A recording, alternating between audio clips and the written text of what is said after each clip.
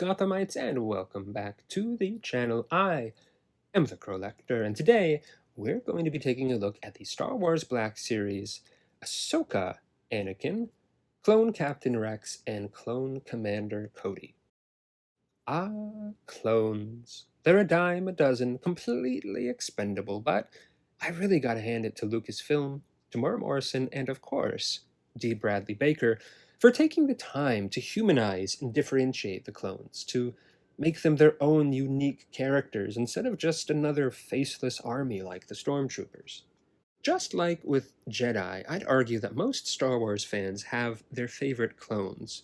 Rex and Cody, of course, are two of the more well-loved ones, mostly because they're some of the more prominent ones. And we have gotten both of them before in the Black Series, but these are updated on the new clone body.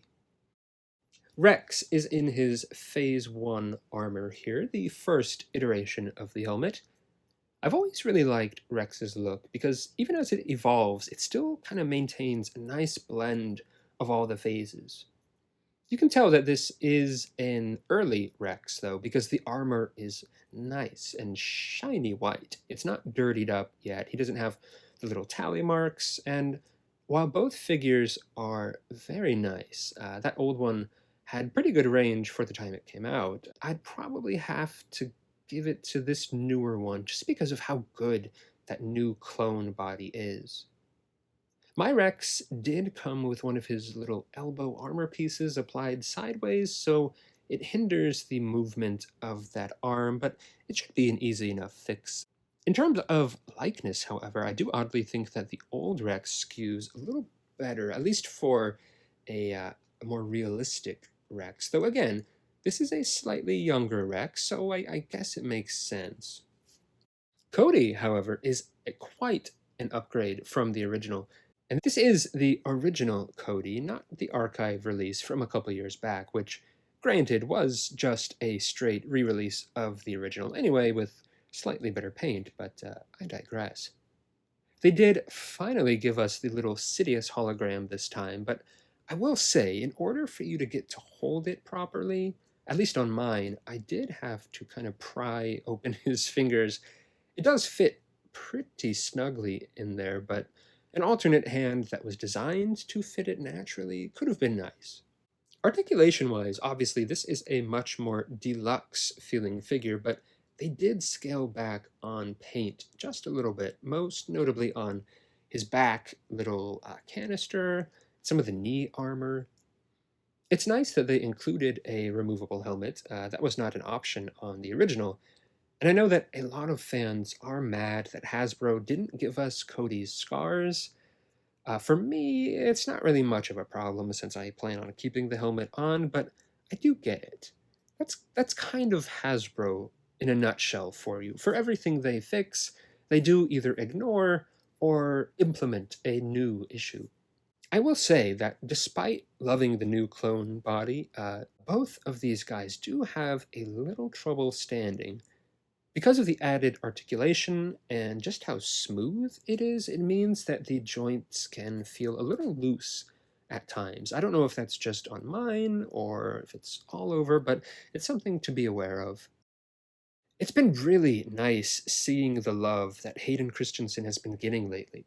Let's face it, Star Wars fans can be quite vocal at times with both good and bad opinions, and Hayden definitely felt the brunt of a lot of that hate back in the day.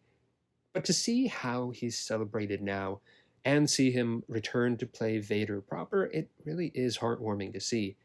You can tell he's a guy that just loves playing the part, just loves the franchise and the fans, and I'm quite happy to see him succeed. When he showed up in Ahsoka, it really did feel like a lovely full circle moment. To see Anakin and Ahsoka finally reunite, more or less, for the first time in live action was such a treat, and getting to see it on the big screen was truly amazing. Now, I didn't really feel like I needed this figure when it was first shown off. I had that Clone Wars one they did a few years ago, the sort of hybrid live action and animated version, but overall, I do think this new one is a pretty big improvement. The colors are much deeper, the likeness is obviously closer to Hayden, and it does feel like his articulation is both smoother and a little bit more varied. But that does bring me to my nerdy nitpick, which, of course, is the lightsaber. And this is a problem that kind of extends to all the Black Series lightsabers, and that's the inconsistent quality. The new Anakin's hilt is a pretty soft plastic, which means that it bends quite easily and can get warped pretty easily too, whereas the original one is still a soft plastic, but a little bit more rigid. The blades as well. I know that sometimes when I'm putting them in hands or if the figure topples over on the shelf, they either break or get bent at the peg. Don't get me wrong, it's nice being able to remove the blade at all in case you wanted to store it on their belt, but I think it does affect the overall quality.